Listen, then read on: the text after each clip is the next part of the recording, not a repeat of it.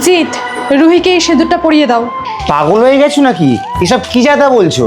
আমার কিছু হয়নি, বেশি কথা না বাড়িয়ে যেটা বলছি সেটা করো।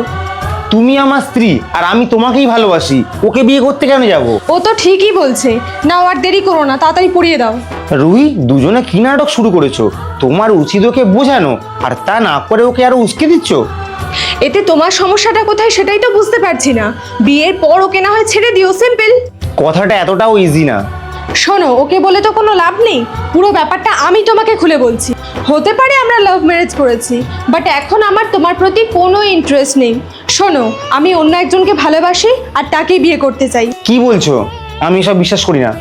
দেখো, তোমার বিশ্বাস অবিশ্বাসের ওপর তো কোনো কিছু থেমে থাকবে না। যেটা সত্যি সেটা তো মেনে নিতেই হবে। আমি বিশ্বাস করি, তুমি এসব করতেই পারো না।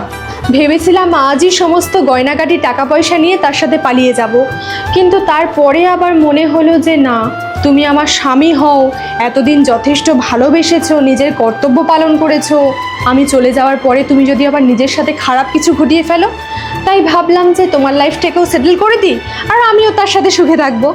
বাবা মা আমাদের বিয়ের আগে মেনে নিতে পারেনি, শুধুমাত্র একসাথে সংসার করব বলে ওনাদেরকে ছেড়ে ফ্ল্যাট ভাড়া নিয়ে এখানে চলে এসেছি। আর সেই তুমি কি না আমাকে এইভাবে ঠকালে? দিয়া, এত বড় একটা সমস্যা সবার আগে কিন্তু তোর হাজব্যান্ডকে জানানোটা খুব দরকার ছিল।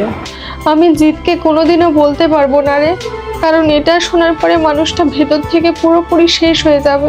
কিন্তু ওর এটা জানার অধিকার আছে। আমি সবই জানি রে, কিন্তু বিশ্বাস কর, আমার কিচ্ছু করার নেই।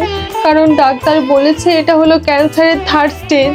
আমার হাতে সময় খুব কম, যা করার তাড়াতাড়ি করতে হবে।